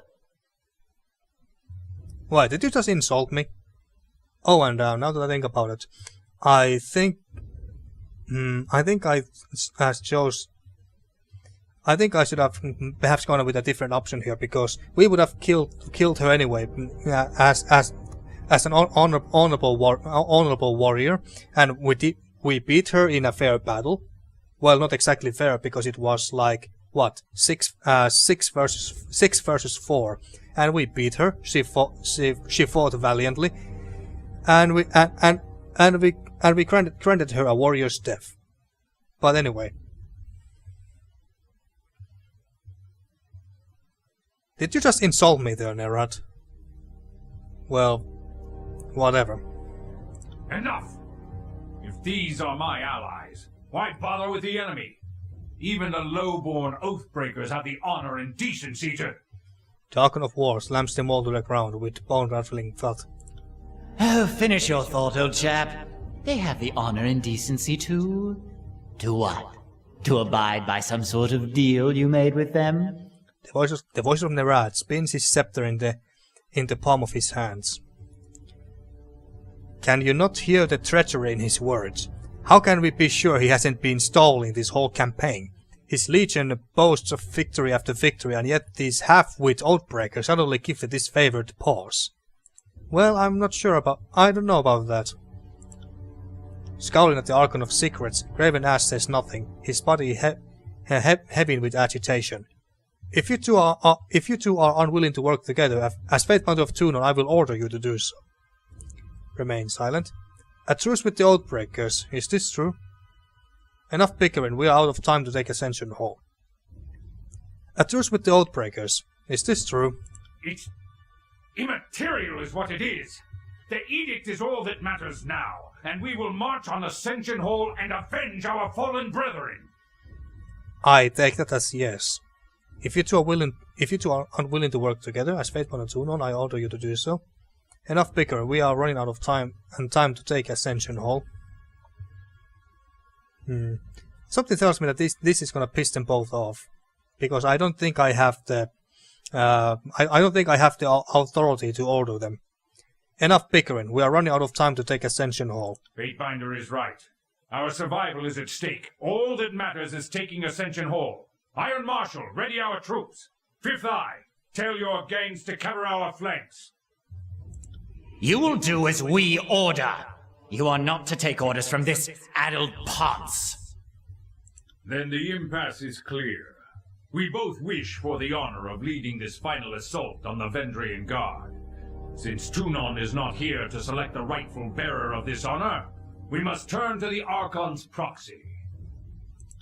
With whom do you stand? The voice of Nerad's mask tilts sideways as he lurches forward, whacking his spear at you. Excuse me, starting to lose my voice after all this reading and talking. Now is not the time for compromise. One of us will have the honor of completing this glorious conquest. We know you will choose wisely. Indeed. Now, in my first playthrough, I did try to make these two to just work together and go for the Ascension Hall well together, but that wasn't an option, and I'm quite sure that I still can't make these two work together. I don't think it's possible at this point of the game anymore. You simply have to choose one of the factions. You will march on the Vendrien citadel together or not at all. I did pick this one, but they said no. That we won't go. You have to pick one. Well, obviously we are gonna go with the Scarlet Chorus because because like I said in the first episode that we are gonna side with the Scarlet. I said from the very beginning that we are gonna side with the Scarlet Chorus, so that's what we are gonna do. The Scarlet Chorus will lead. You stand with the madman and his rabble? I am shocked. I counted you amongst our allies, and your name was held in some regard amongst my troops. Sparks dance from around the archons' iron regalia as Craven ash fumes. So be it. I will add another name to our record of hate. Ooh. Out of respect for the Blue Flag troops, I won't have you slain where you stand. If you leave my camp and don't look back. And hey, remember, I'm a Fatebinder of Tunon. I'm quite sure that Tuna would not be very happy if you killed one of his Fatebinders. Just because you didn't happen to like my ruling. A wise choice! The Scarlet Chorus will be honored to silence the last of the Vendrien Guard insult. Ravenash, we hereby order you to stand down and remain here at camp until we have secured the citadel. He sounds so happy. If the chorus leads the charge, they will fail. I will not sit idly by while the edict claims my legion. The Disfavored will carve a path to the citadel on our own, if that's what it takes. The air crackles with electricity as Craven Ass lifts his maul to strike. Oh shit. Oh crap. That escalated quickly. Fatebinder. Your vision comes into focus, as does the feeling of a hand on your shoulder. Are you with me, Fatebinder? You don't look hurt, but say something. Something. What happened? What are we still doing here? Something? Should we just humor him? Yeah, something. Ah, good. Same old Fatebinder. Was worried there for a second that you had been seriously hurt. Your guardian here came to your rescue. The Crimson Spear taps Barrick on the shoulder with a hearty smile. Ah, Barrick! I'm actually surprised. Barrick turns to greet the jester with a cold stare. I wasn't trying to save you. I was trying to save her. He points to Verse and sighs. Oh, you saved Verse instead. Oh, you tried, but you saved us both, I guess. Well, thanks regardless, I guess. And what happened, you bleeding hard iron shit tower? Verse crosses her arms and glares. I picked her up and she stabbed me. Put a dent in my side that I won't forget. So I put her down and dragged you out here to recuperate. Alright. What is it with you two? Why did you stab him, Verse? That was an horrible thing to do, Barrick. Don't try that again, Barrick. What is it with you two? This is no time to narrate our life stories. If the edict comes crashing down on our heads, none of it will matter anyway. Well, yeah, but we got like 6 days left. On that note, better to leave now while we're well parted. You've made your allegiances clear. I hope you serve a good long term with the Scarlet Chorus, and that we never meet on the wrong side of the battlefield. Well, that might be possible, I'm afraid, good old Barrick. I needed to make a decision, and I sided with the army that has the numbers. You are too quick to label me as an enemy. This isn't about choosing sides, it's about resolving the edict. Stay with me as my deputy at least that long, then I will release you from service. Salu, thank you for your service. Craven Ash protects. I don't want. I did say that there's a possibility that Barrick will simply leave. I guess, and we could release him from service at this point. or we could keep him in our party until we finish this first act. But I don't want to chase him away. I don't want to chase him away on purpose. I needed to make a decision, and I sided with the army that has the numbers. You are too quick to label me as an enemy. Stay with me as my deputy, at least that long, then I will release you from service.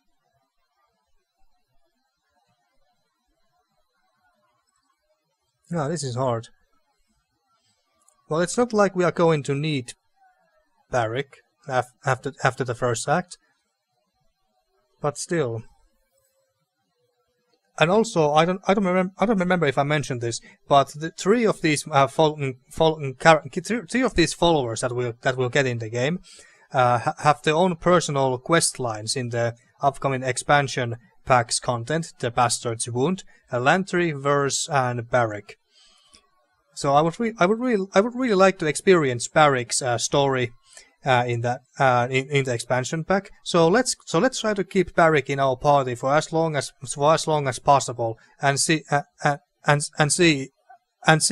if he will stand us, no matter what we do, and no matter how much we favor the Scarlet Chorus, and no matter how many disfavored soldiers we slain, and let's just see that's just how much he can take. So I needed to make a decision, and I sided with the army that has the numbers. You are too quick to label me as an enemy. I've had enough of your justifications and empty values. Your actions speak a great deal louder than your slippery words. Well, now the fear is kicking in. How could I put my trust in an enemy of the great general? Why shouldn't I simply kill you now, traitor? Because I'm Fatebinder of Tunon, that's why. Barrick roars with inhuman fury and shoves you with all of his strength.